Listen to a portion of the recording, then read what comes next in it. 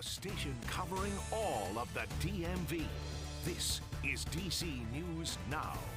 Good afternoon, and thank you for joining us for DC News Now at 4. Here's a look at the top stories all around the DMV. DC Mayor Muriel Bowser asks for a formal investigation into alleged sexual harassment claims against her former chief of staff. Other lawmakers now pushing for ways to stop this from happening again. We're going to break down the developments.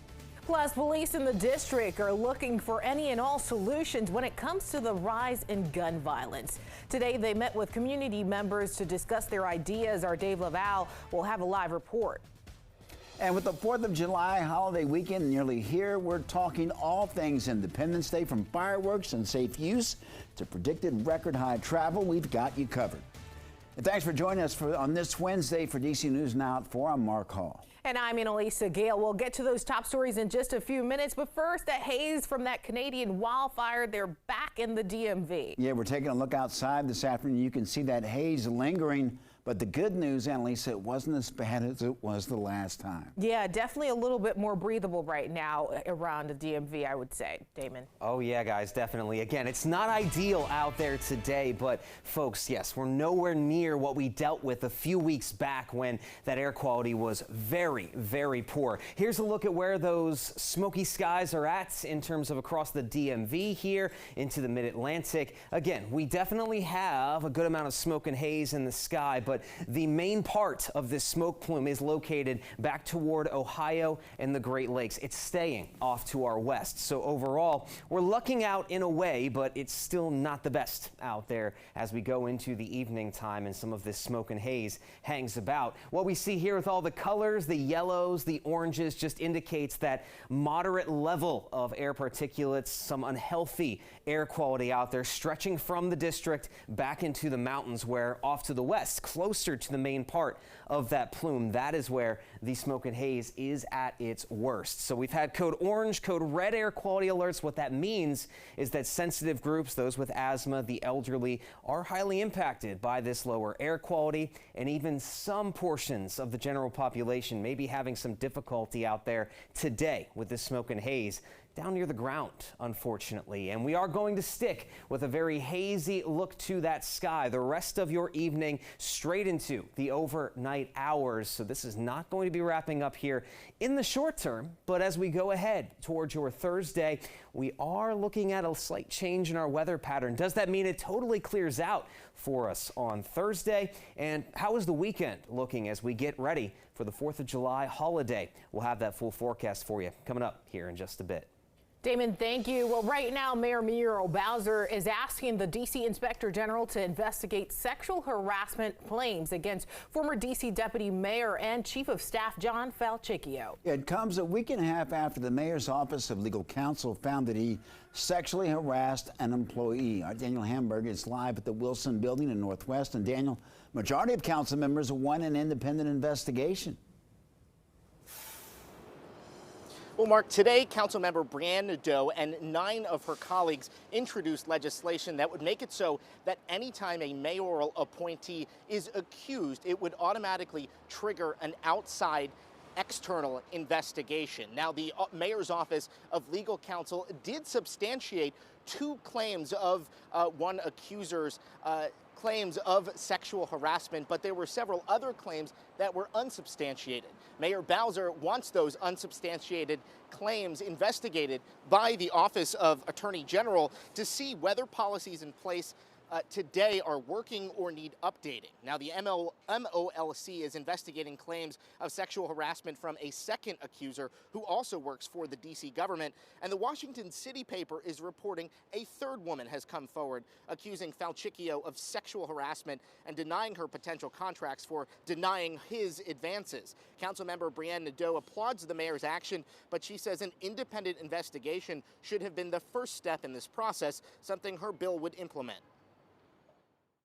I don't know that the MOLC did a poor job. I think they worked incredibly hard, but given the fact that they were essentially investigating their own boss, there's always going to be questions from the public, from the council, and what we want to do is create a process where those questions don't exist.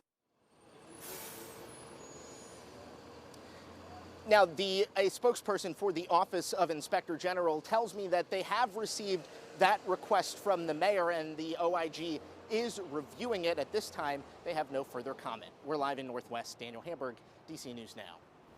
And Daniel, Councilmember Nadeau's bill would be for future claims against mayoral appointees, but she's also preparing emergency legislation. What can you tell us about that?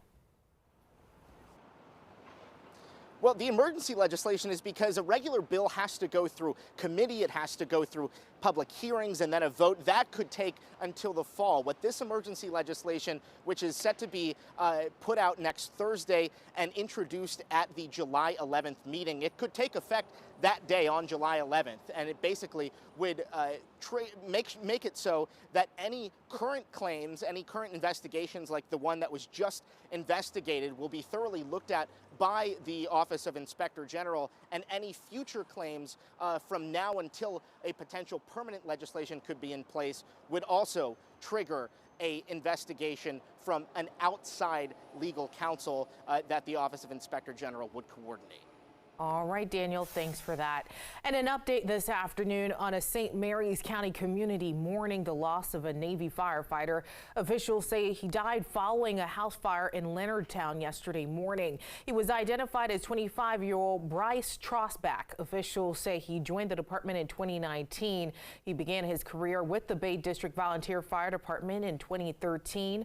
Just in the last hour, Maryland Governor Wes Moore ordering that flags in the state be flown at half-staff in Trosbach's honor. Now, officials say the fire broke out around 4 a.m. inside a house on Deerwood Park Drive. They say it took 75 firefighters to put it out. The firefighter died after falling through the first floor of the home. The fire also displaced a family that had lived in the home since 1976. And new tonight, D.C. police have released new details about the 15-year-old boy shot and killed in southeast Washington last night. He was identified as Jalen Osborne. The shooting happened around 10:30 p.m. So far, there have been no arrests. A $25,000 reward is being offered for information leading to an arrest. And developing right now, D.C. police are investigating a shooting in southeast Washington that happened after a funeral held at a church. Police say a woman was shot and is now in stable condition. Our Leonard N. Fleming has been at the scene for a few hours now and talking to neighbors in that area. Leonard, what are you learning? Yes, Annalisa, this is the second shooting at a funeral in D.C. just in the last few months. And it's clear that many shots were fired at this funeral because we saw 11 police markers on the street in back of me. But it's incredible that more people were not injured in this shooting. Police say the shooting happened as people were leaving the New Macedonia Baptist Church at Alabama and Massachusetts Avenue for a funeral. An unidentified woman was shot and taken to a local hospital. Police say she's in stable condition. Neighbors say the funeral was for an elderly church member and are stunned that violence found its way to a church. Here is Rico Jerome, who came home to the chaos. I saw pandemonium, like anybody who's just heard the gunshots. It was fresh. You could see fear in the faces of other people, and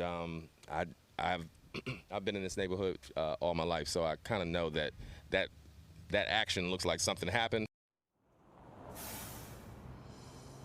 Police have revealed few details about this shooting, but I did speak with one woman off camera who wouldn't go on camera with us, and she described how chaotic this scene was. She was watching the funeral on a live stream on her computer, and the next thing you know, she hears gunshots and she scurries in the house. And that's the situation here. Reporting live from Southeast DC, Leonard N. Fleming, DC News Now, back to you.